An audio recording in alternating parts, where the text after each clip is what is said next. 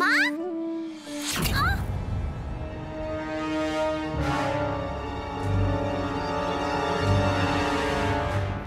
আরে কি হলো মা আমার? কিচ্ছু হয়নি।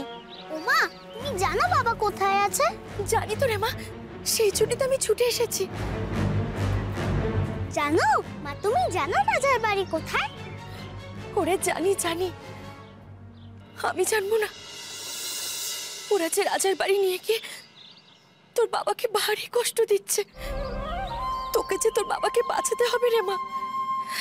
মা জানো তো, ওরা খুব খারাপ, খুব দুষ্টু।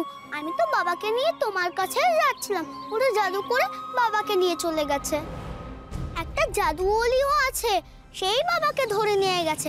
বাবা তো খুব ভালো, চিনতেই পারেনি। চুরি করে নিয়ে গেল ওরা। ওই নেড়ু দাদুটা জাদুওয়ালিকে পাঠিয়েছিল বাবাকে ধরতে। সেই থেকে কত খুঁজছি, কিন্তু ওই যে সবাই যাকে রাজার প্রাসাদ বলে, সেই বাড়িটাকেই তো খুঁজে পাচ্ছি না।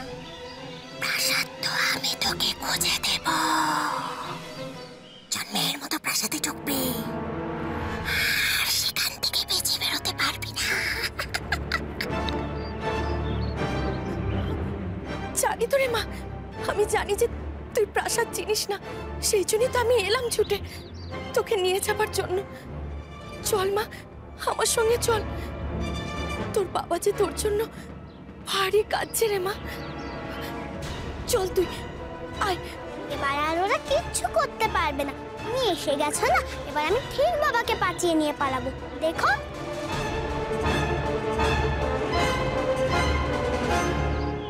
বাবা বাঁচলেও তুই বাঁচবি না রে মঙ্গলা। আমার হাত থেকে তোর কোনো রেহাই নেই। হ্যাঁ মা, তুই এবার তাড়াতাড়ি চল, আর কথায় কথায় দেরি করিস না। না জানি ওরা তোর বাবাকে নিয়ে কি কি করছে। তুই ছাড়া তোর বাবাকে কে আর বাঁচাবে বল? চল মা, এদিকে চল, আয় আয় আয়। মা, মাগো,